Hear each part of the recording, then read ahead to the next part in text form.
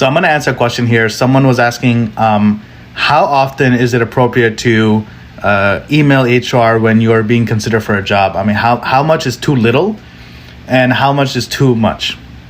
So the idea here is really being, how can you keep in contact and show that you are interested in a job with the company without annoying them? But likewise, how do you prevent yourself from maybe showing too little interest, seeming uninterested, which can also hurt you, obviously. If you don't seem interested in the job, they will lose interest. But likewise, if you seem too interested, too eager, too, I don't want to say desperate, because you might genuinely be interested or passionate about a job, how do you find that fine line?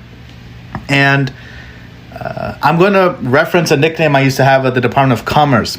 People used to call me the Department of Maybe, because I would always say maybe, or I would always say it depends, which is in that same vein. I just like to match, and I have some wisdom or experience in this area.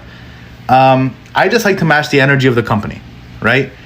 If the company is coming at me, they're very eager to fill the job has been empty for too long, or it hasn't been empty for too long, but it's a newly created position that is critical.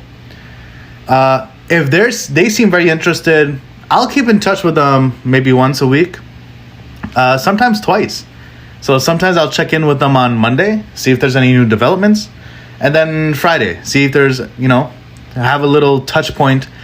I sometimes just text HR. I have, the companies I interview at for CIO, CTO, every other acronym. I text them. We typically have each other's phone numbers because they know I'm not going to bug them or share it. So we either chat via email, but more often I'm texting them for updates or giving me updates, or they're calling me and, we have a very short chat. But it's all about reciprocity, right? If they are very engaging, they're very warm, inviting, and they're telling me they want me a lot, then I'm going to respect that energy. And likewise, I want to work with them on maybe filling this position. And then there are companies where, you applied for the job, but you're one of many people. They don't need you or even want you. They're considering you casually.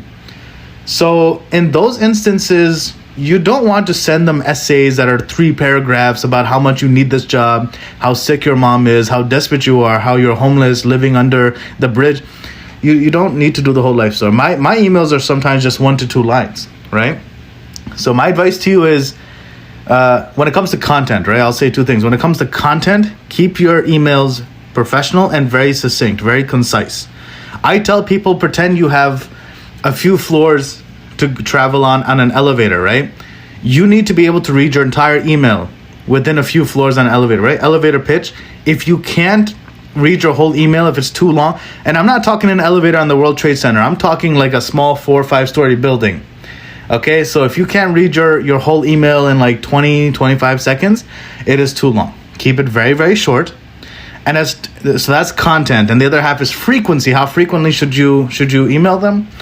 I think once a week, if they're very engaging with you. Once every 2 weeks is honestly probably fine. Again, it just comes down to matching their energy. So as you get more experience, and that's what's annoying, is that when you're inexperienced, you have no idea what to look for. Because sometimes human resources tells people, oh, you're our top choice. They're talking to 100 other people. They'll tell us, oh, you have a great resume. They have 100 other resumes. And people get fooled by this, and they think that they're a hot commodity, which they are, just maybe not for that company. But the company HR can be overly friendly, and people take it the wrong way. They think, okay, this is really going to work out in my favor, when it might not.